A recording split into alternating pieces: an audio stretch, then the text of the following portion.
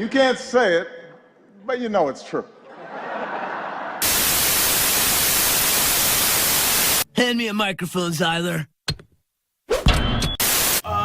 Welcome viewers, I guess you could say. Like, this is the first episode of Mansplaining Done Right that we've done in fucking, I don't know, like 3 months. I have completely replaced Angel Manuel with what's it called? Chrissy the Black, like from Everybody Hates Chris. It's your boy. It's your boy. I have not replaced Angel. Angel just is very busy. So what's it called? And a lot of random people have been talking about like, oh yeah, you do a podcast? I'm like, I used to. And that kind of sucks because, you know, I'm letting Angel's dream die. But, you know, what's the crazy thing about this, bro? My boxing coach mentioned this to me. Like, he was like, yeah, today, he was like in the middle of doing mitts. He was like, yo, speed punches. And I was like, hey, you do a podcast? I'm like, nigga, I'm tired. Like, I don't want to talk about I don't want to talk about this right now. Can we talk about this after practice? You know, I'll talk about the podcast all day long. But I'm not about to sit there and be like, we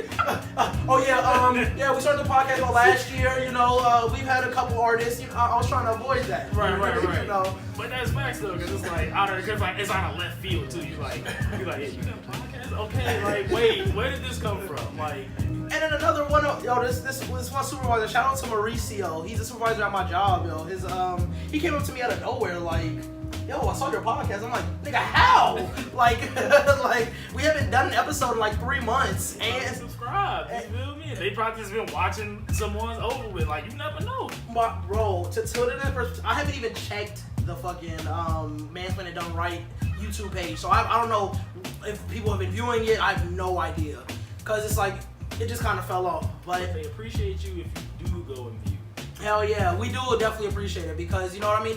Initially, I feel like, you know, me and Chris initially talked about just doing our own separate podcast that had nothing to do with the whole Mansplaining Done Right thing. And I was just like, which is still possibly a plan for me, I'll tell you on record, but which still possibly a plan for me, but at this point, it's like one of those things where, since we already kind of have a little platform, it's not huge, you know, we get like 7 views per video, you know, so that's... It was a view, man. Exactly, so it's like... You know, and there's a couple videos that have like 100 views and stuff like that, or like 50 views. So hey, that's something. But in the midst of that, I realized like yo, like we gotta get back into it. So something that me and Angel used to always do. I don't know, like is we used to do a song of the week. So like, is there a song that you've just been listening to a lot over the last like week or so? You know, it's a relatively old song, and it was by a group called 1975. I've been listening to Chocolate a lot lately.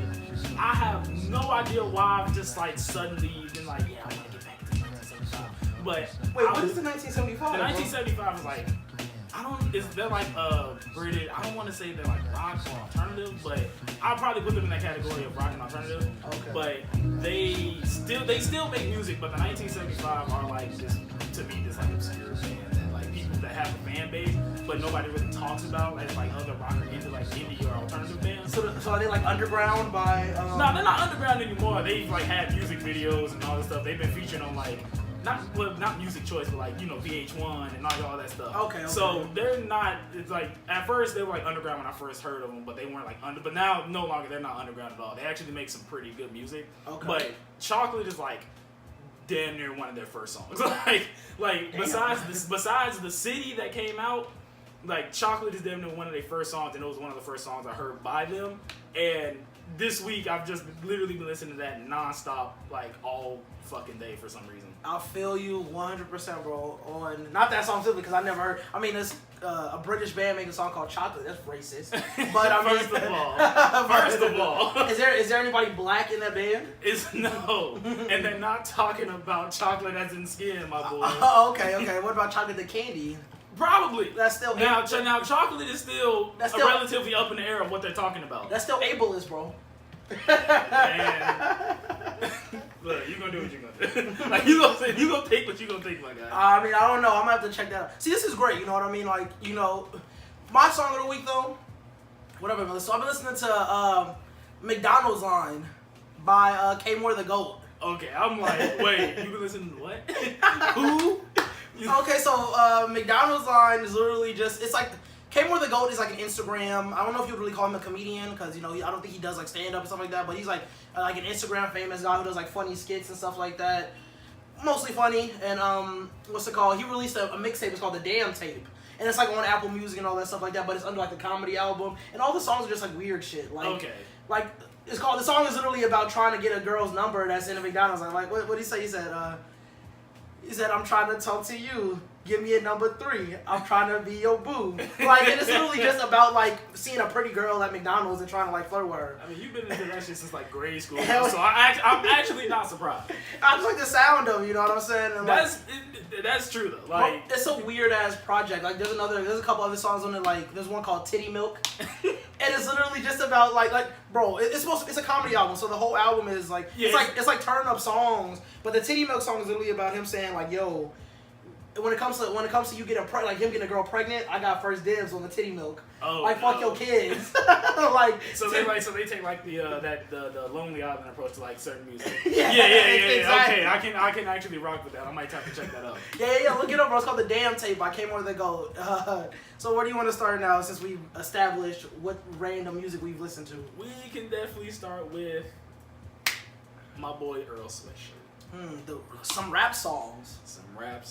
And I will not sit here and say I'm an avid defender, but I do like it, but to a fault. Some songs can be like mindless background noise if you're doing something else completely, like if you're riding on the bus or if you're like just listening to it in your car.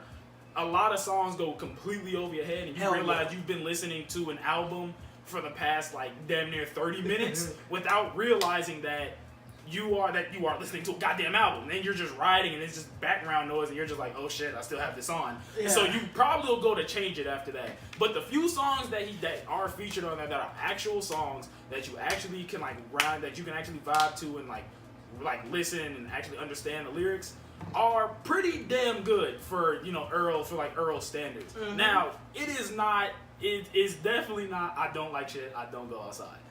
It is not. But for him being gone for now damn near 3 years. Is that true? I think it's okay. It's like he's getting his feet wet again. It's weird because he really hasn't made music outside of the maybe 1 or 2 songs that probably no one has heard of, like Quest Power with Sam I Am or Balance with Knowledge. Okay, I've heard that. Yes.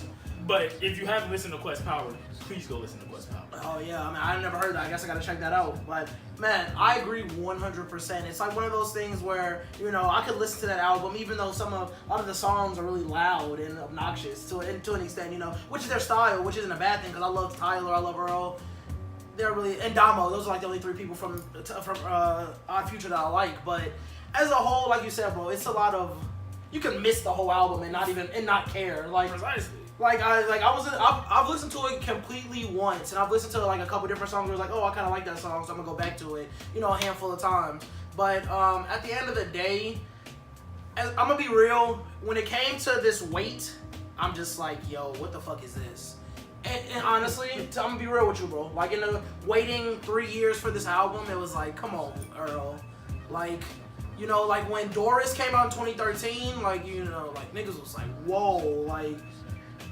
People really wasn't, at that time, people really wasn't messing with, Tyler, the Creator was still on their way up. Like, they were a lot more established because of the Yonkers stuff and, the all that stuff, but they were still on their way up. Like, they weren't where they are now, you know what I mean? And Doris was an amazing album. I Don't Like Shit, I Don't Go Outside was also a great album. That took a while to grow on me, which I thought was weird, because I remember first listening to it when it came out, I'm just like, damn, I don't like this. Yeah, it took me a minute to listen to the full album too. I only really got into Grief because Grief bumped, and Grief was like it was like my song of like the week, like for a while, like for maybe like 3 weeks. That was like my number 1 song that I listened to. Hell yeah. But then I would get in. But after a while, I listened to Huey and Fawcett and Mantra, and then after like damn near I feel like 30 years of skipping it, I finally listened to AM, and AM is now like one of my favorite songs on the album. And I didn't even know because I'm like, oh, what the fuck is this? I'm just gonna change it. Maybe I gotta get that song a try. Bro. Yeah, really just get into one song and then try to get into like the rest of them. Now, some rap songs it's not exactly rap. It's weird because a lot of them are a lot of like talking. It's that Hell yeah. It's that new age like put in a song that's an interlude that you're just talking. Like, that you're talking and they all got to connect in some way, shape, or form. It's the new thing that everybody is still trying to do, but I feel like without that and the actual songs that are on some rap songs, which is faithful to the album at least, that the songs are pretty damn good. Like, Shattered Dreams is still like damn near my favorite song of the whole album. Oh yeah, definitely, bro. That's definitely one of the best songs. And then I think Cold Summer? Yeah, Cold Summer or some shit. It's something summer. But that song too is also my shit. But the rest of it is kind of just like mindless background noise. Which is kind of sucks. Maybe it'll be for like we talked about this before we started recording, but like I said, I don't like Shut Up Go Outside when it first came out. But and then I started listening to it like 3 or 4 months ago, and I'm just like, yo, like this album is like 2.5 years old, and this shit bumps. So maybe it might be like that with some rap songs. Like, you know, maybe my taste in rap will change some. Like in the next 2 years. So 2 years from now, I'll be like, you know what? Remember we had that episode? Fuck it. Disregard everything I said. This is an amazing album. But up until now, like at this point, bro. So what would you give the album out of 10? Out of 10, like, since a lot of it is just mindless background noise and only like maybe 2 songs of it, that's like 4.5. Oh, I agree. Well, Yeah. I was gonna go with like 4 or 5. Yeah. And the 4 was being nice, to be honest. Yeah, like I can't give this like a 6. Like I can't. I can't even give this like higher than a 5 because a lot of it is mostly a lot of it is really just background noise. Like I was playing the album and playing Bloodborne, which is a video game that we'll get into that. Oh man, I never played Bloodborne. But I'm playing Bloodborne and probably being part of like the Soulsborne series, like you need like intense concentration. But if a good song, but if a good song is on, you know a good song is on. Hell But like yeah. a lot of that, I realized that I beat the album at the end of the game. I beat the game and then I'm like got like halfway through like my new game plus. And I realized that I'm still listening to this goddamn album, and I'm like, oh, well, shit, let me turn this off. Yeah, like, exactly. That's literally the album. It's background noise. And that's not good. How can anyone say they're hip-hop without knowing about the old school? It's a crime, I tell you. A crime!